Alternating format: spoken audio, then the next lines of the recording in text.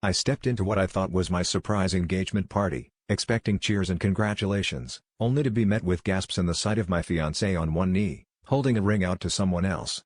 The room was a blur of familiar faces twisted in shock and disbelief, and my heart dropped into my stomach as I watched my best friend accept his proposal.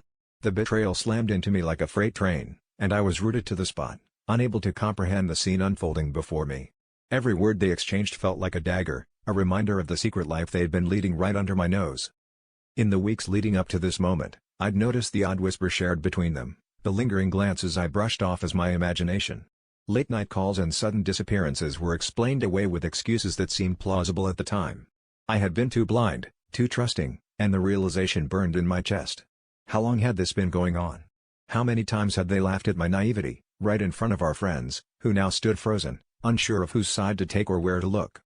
As I stood there, the truth unraveled like a tangled thread in my mind.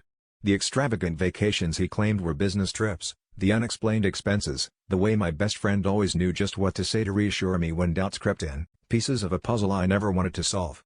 The realization hit me that this wasn't just a personal betrayal, it was a public spectacle, a cruel joke played at my expense.